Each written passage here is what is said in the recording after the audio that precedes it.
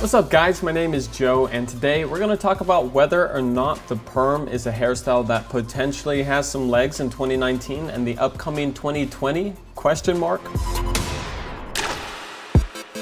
Today we're back at Daniel Alfonso's men's salon where the experimentations never cease, especially when Daniel himself is giving the cut. In the chair we've got Donovan, who's a filmmaker here in LA, and as always, links to all these guys, including the salon, can be found in the description down below.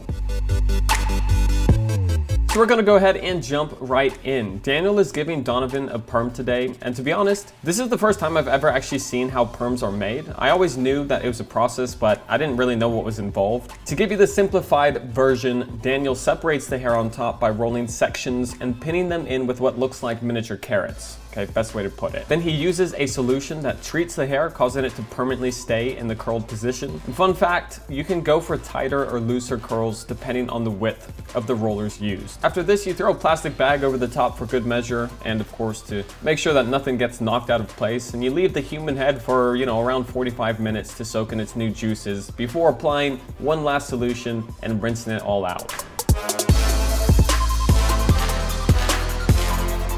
Alright, so we sped through the perm process pretty quick, and now we're onto the cut. But first, let's talk about the state of perms in general, because they used to be, pretty hot a while ago, then they stopped being hot. So the question is, has history began to repeat itself in the style world as it so often does? Right now, when it comes to perms, I would say not fully. But even if it's not back 100%, it's definitely getting more and more popular with Asian hair types, since it can easily fall into that K-pop category, especially if styled correctly.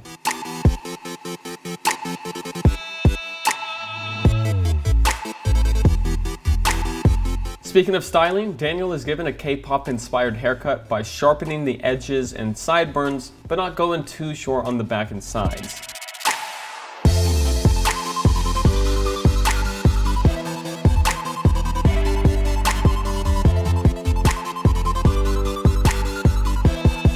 It's time for what I always call the best part, and that is of course the styling. Starting off with some cloud control hair oil to help tame the new curls and remove the frizz, while of course adding all day moisturizing benefits. We're using the diffuser attachment on the blow dryer, which is designed for curly hair types to help define the curls without taking them away, but definitely reducing the chaos that curly hair can experience.